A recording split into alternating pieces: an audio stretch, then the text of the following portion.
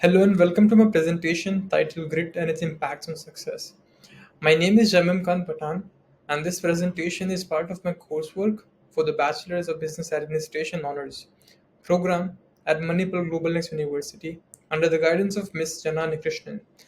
In today's session, we will explore what grit is, why it's important, how it affects our personal and professional lives, and how we can cultivate more of it. This isn't just theory. We'll also look at real life examples, including my own experience. So let's begin with the question. Have you ever started something with passion only to give up halfway when it got tough? I know, I have. That's where the concept of grit comes in. Grit is the difference between starting a race and finishing it. Even when you're tired, discouraged, or failing, it's not about how talented you are, how smart you are, or how quickly you succeed. It's about staying committed over the long term.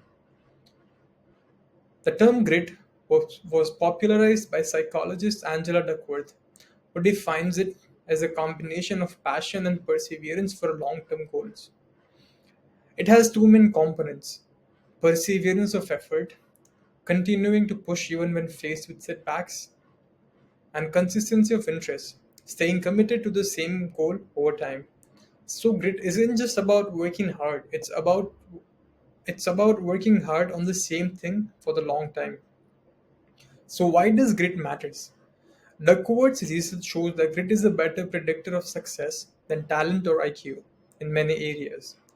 Whether it's finishing military training, excelling in academics, or thriving in a demanding job. Especially during the pandemic, grit became essential with so many disruptions. The people who were able to adapt and push through uncertainty were often those with the high level of grit. Several psychological theories support the role of grit. Grit theory, which is Duckworth's original, that identifies grit as a unique trait that supports success. Then we have the growth mindset theory by Carol Dweck, the belief that abilities can be developed through dedication and effort. And self-determination theory by Deci and Ryan, people are more motivated when their goals are aligned with their values. All of these frameworks emphasizes persistence, passion, and personal growth. So grit isn't just something you are born with. Several factors influence it. Motivation. What are you doing? Why are you doing? Emotion regulation. Can you manage frustration or boredom? Support systems. Are the people around you encouraging or training? Cultural values. Some cultures emphasizes resilience more than others. Goal clarity. The clearer your goal, the more likely you'll stick to it. People with high grade tend to finish what they start, perform better in school and the workplace, cope better with emotional stress, achieve long term goals even when progress is slow. Grit often goes unnoticed. There's no trophy for consistency, but it quietly powers many of our biggest achievements. Like any concept, grit has its critics. Some researchers argue it overlaps with traits like consciousness. Others warn that too much grit can lead to over persistence, sticking with a goal that's no longer beneficial.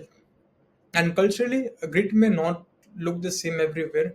What counts as perseverance in one many culture may seem reckless or impractical in another.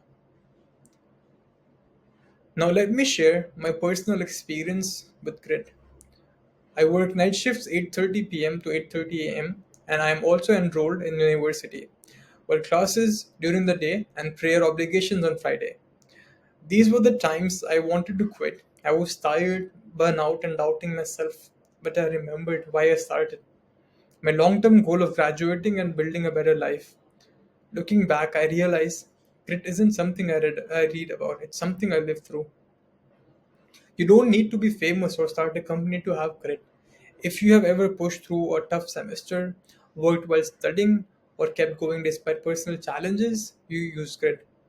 These moments of resilience, even if small, build the habit of not giving up. Grit shows up in different ways across the world. In Japan, the concept of Ganbaru encourages people to keep going no matter what. In India, ideas like Shraddha and Tapasya are central to learning. In parts of Africa, education is seen as a means of transformation, often pursued against overwhelming odds. This shows that grit isn't just Western, it's human. The pandemic tested us, all of us. Students had to learn online, workers had to adapt to remote jobs, and families faced loss and hardship. In these moments, grit helped us continue when motivation faded.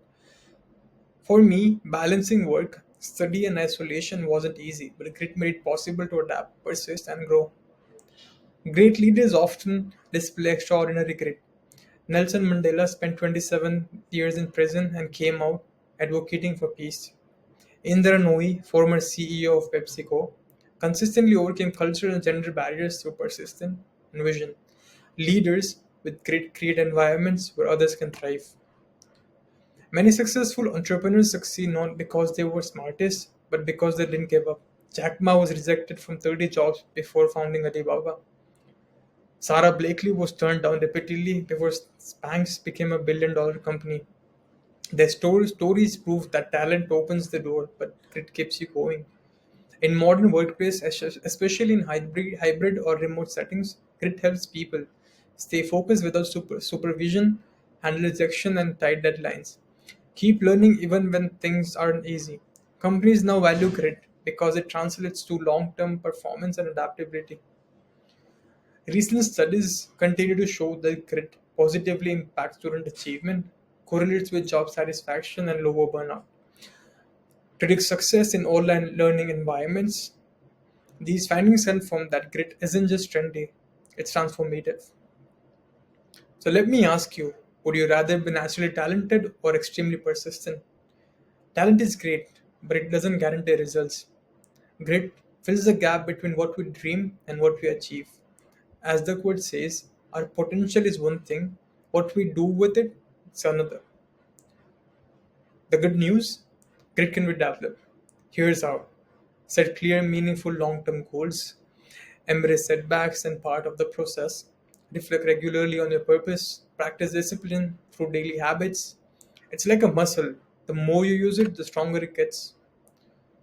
So Duckworth created a grit scale which includes 12 items that measure how consistent and persistent you are. While it's not perfect, it can help you reflect on how you handle challenges. Even simple journaling, tracking your efforts and setbacks can help build awareness.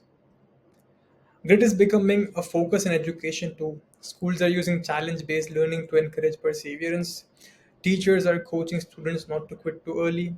Parents and mentors are emphasizing process over perfection.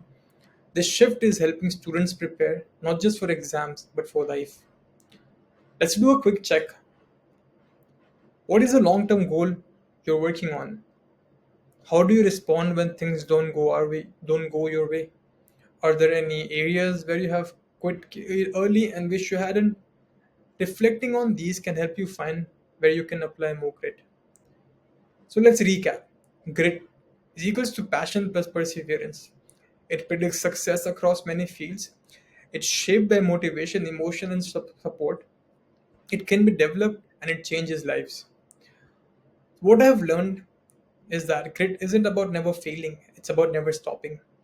Even on the hardest nights, I have kept moving forward, and that to me is a success. Duckworth said, enthusiasm is common, endurance is rare, and I believe that if we can endure, we can achieve almost anything. Thank you for taking the time to listen to my presentation. I hope it's helped you reflect on your own journey and inspired you to approach your goals with renewed determination. This is Jamim Khan Patan signing off, wishing you more passion and more perseverance and a lot more grit.